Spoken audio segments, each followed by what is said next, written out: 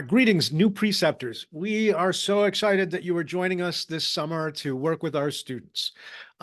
First of all, I want to say a huge thank you for your participation. The internship is really an integral and essential part of our students' educational experience. And we hope that this is both rewarding for them as well as for you and your organization. I get a lot of feedback each year from sites saying how much just having the student on site with a fresh set of eyes really gives a lot of energy. And I hope that's your experience. I want to talk a little bit about the internship here and what our expectations are. Go over the preceptor manual, which I'll be sending you along with this slide deck and the link to the video, which hopefully you're watching. Obviously, you're watching if you're hearing me right now. So our internship is competency-based. We build around 7 competencies. If you go to the preceptor manual, you can go to page 5 and in the manual, and we've got some detail about what is it we mean by self-management. And most of these should be self-explanatory to you, but again, it's in the preceptor manual. So everything is kind of built around these competencies. So as you think about what should I be doing with this intern, try to reflect on these 7 competencies and giving them opportunities to exercise these competencies. So what are your responsibilities as a preceptor? Well, the first and foremost is defining what this internship is going to be in the context of your organization. So we have students going to about 15 different organizations this summer. Every one of them is different. Every one of them has a different context. So what the student gets to do is going to be highly dependent on you and where you're at. So the goal is for you to create something that is unique for them to experience with you. I need you to provide them access. Give them a chance to help them meet people within your organization and outside of your organization.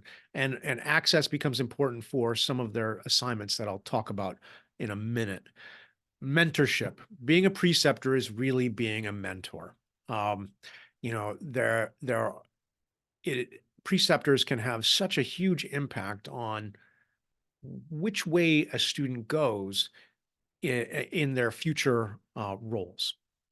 And then finally, we need you to evaluate them in a candid and supportive manner at the end. And we'll talk about that as well.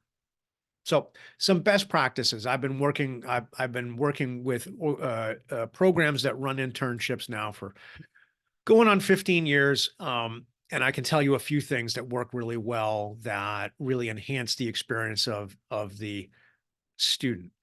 First and foremost is project-based learning.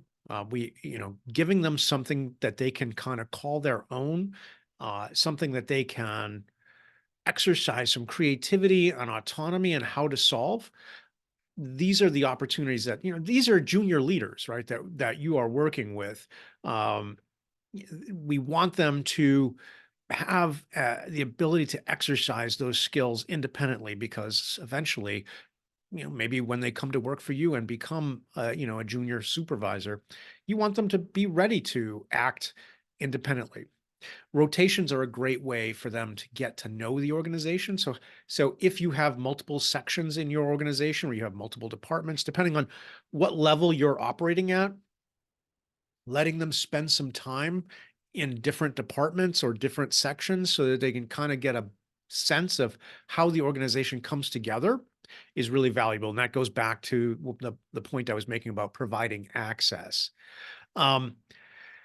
Observation and debriefing is really important.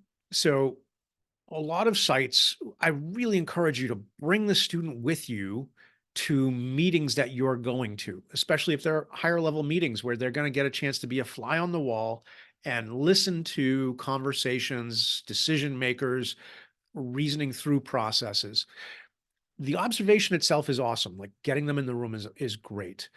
We have coached them about taking notes and looking for deliverables and all sorts of things like that. So I'm hoping that if you bring them with you, they will come out with useful information for you to work with.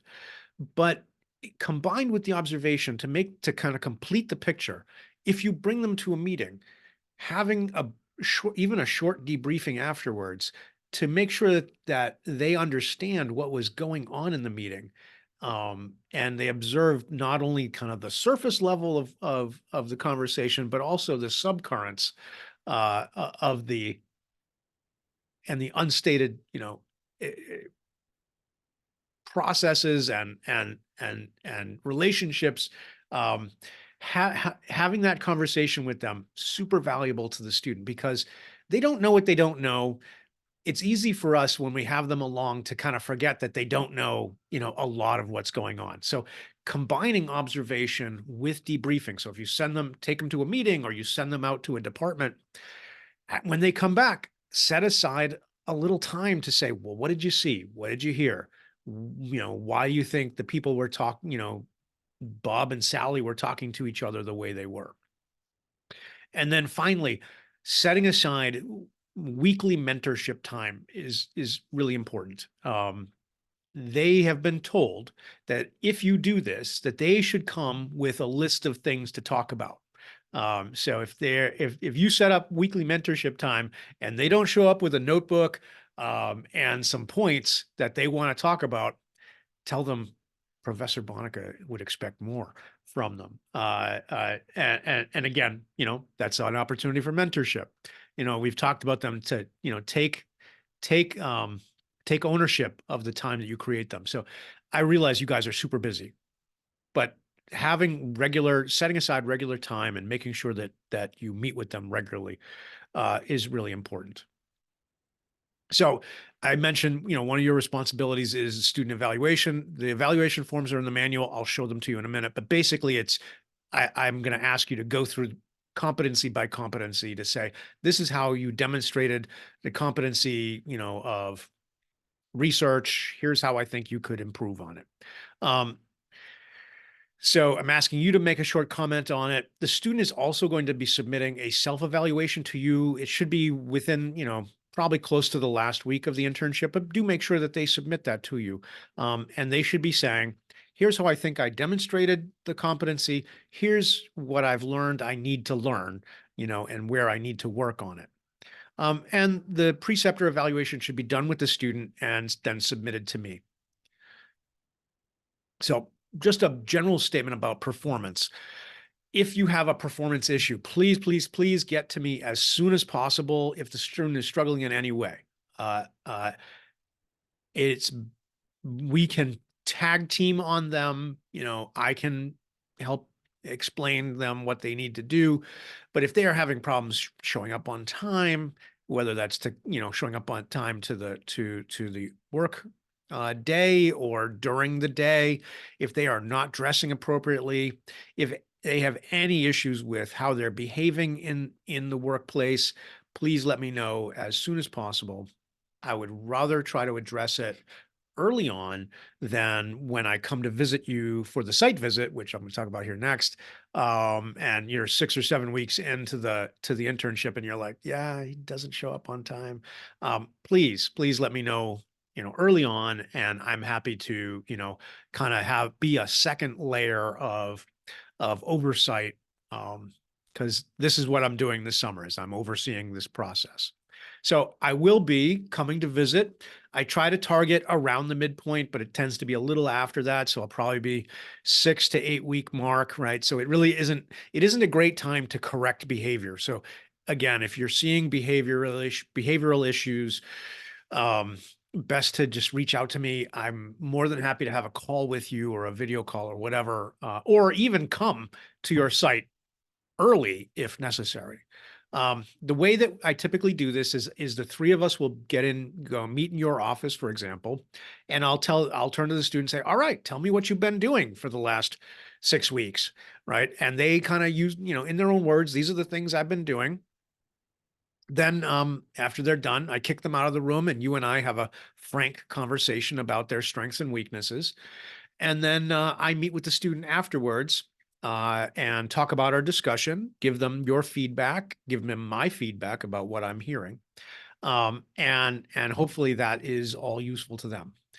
So I want to take a second now and review the preceptor manual. So I'm just going to click out of um, the PowerPoint here. So this is page 5 of the preceptor manual, and these are the competencies that I mentioned. So we have some idea of, of how each competency is defined. So I'm not going to go over those. You can read those when you have a chance. Going to jump down to page 11.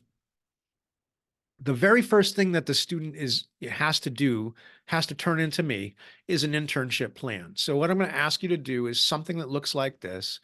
You can change the format, but you should be able to just copy this out and drop it into into a Word document. So, uh, uh, what they have been told to do is a week by week kind of guide of what you are planning to do with them. So this is for them to have a conversation with you at the very outset. And it is totally okay if this changes. But I am asking them to turn this in during the first week that they're there. And this is, again, meant to be a conversation between the two of you to kind of establish what it is they'll be doing. They have 2 analysis projects that we require of them. They're more like a scavenger hunt. So the first one is a macro organizational analysis, and that is they're going to look at the organization kind of at the board of directors level or the CEO level, or however you'd like to look outward at and at the organization as a whole, and then looking out kind of outward. What they're going to do is they're going to cut and paste this list into a Word document, and they're going to answer line by line, question by question, and provide this report to me. So there is no creativity involved here. This is, like I said, a scavenger hunt. But again, they're going to need your help to get a lot of this data. But the purpose of this is for them to start to really get a handle on what is this organization all about. After they do the macro analysis, they're going to do a departmental or work unit analysis. So like the macro analysis, again, it's more or less a scavenger hunt. Again, they will need your help, not to necessarily to answer these questions. I certainly don't want you answering all the questions for them, but to get them access to the people who can help them answer the questions. So the departmental work unit analysis, now we take the lens that was pointed outward and kind of at the big picture level, and we point it inward to have them kind of look more at a work unit. Now, if you are, say, the executive director of a nursing home and the student is working with you, or you are the vice president of operations, right, and you're kind of operating at the hospital level, what I'd like you to do is have the student pick a department kind of below that level. So if you're in a nursing home, they could pick Department of Nursing or activities or nutrition and perform this analysis at that level. If you're in a hospital, it could be, again, Department of Nursing, or it could be radiology or something like that. If you're a preceptor who is in a department, so you're the department, practice manager or something like that, then this should be fine. Like they've done the kind of the organizational level view. Now they come and look at your unit.